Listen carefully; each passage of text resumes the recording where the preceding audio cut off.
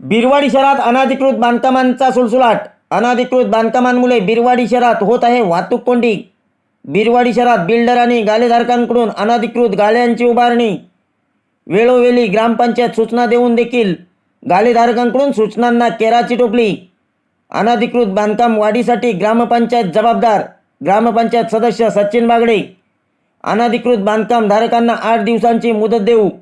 8 दिवसात आपले गाळे खाली केले नाहीत तर ग्रामपंचायत मार्फत कारवाई करणार. सरपंच शशिकांत कदम.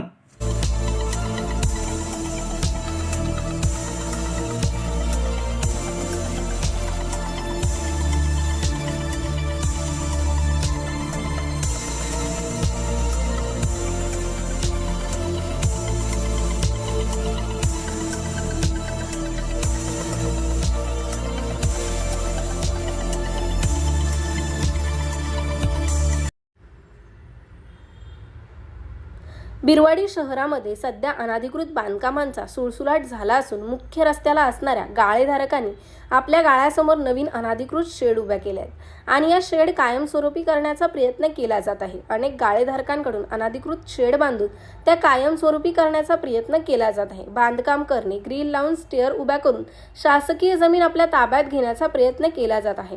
संपूर्ण बाजारपेठेमध्ये दुकानदार आपली दुकाने पार्किंगच्या जागेमध्ये लावत असल्याने ग्राहकाला आपली गाडी रस्त्यावर उभी करावी लागत असल्याने पार्किंगचा मोठा प्रश्न निर्माण झाला असून बिरवाडीमध्ये वाहतूक कोंडीचा प्रश्न निर्माण झाला आहे. या संदर्भात बिरवाडी ग्रामपंचायत मार्फत अनधिकृत बांधकाम धारकांना वेळोवेळी नोटीस देऊन देखील या नोटिशींना अनधिकृत बांधकाम करणारे गाळेधारक केराची टोपली दाखवत आहेत. त्यामुळे दिवसेंदिवस बिरवाडी शहरात वाहतूक कोंडी पाहायला मिळत आहे.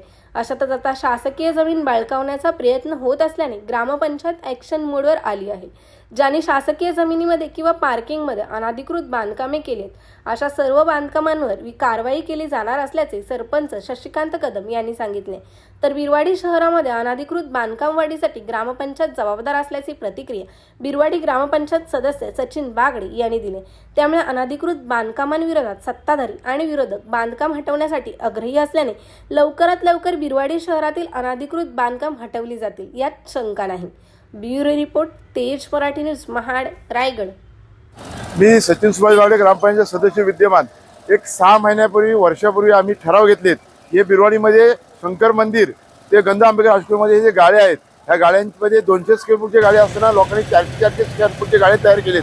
तर ह्यांच्याबरोबर आम्ही समन्वयाने मिटिंग केली आणि त्यांनी आम्हाला सांगितलं 6 महिने आम्हाला मुदत द्या.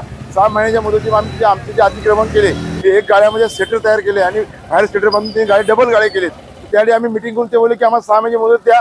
तरी आज त्यांनी गाळे काढतात. ह्याला जबाबदार बिरवाडी ग्रामपंचायत आहे की विरोधक.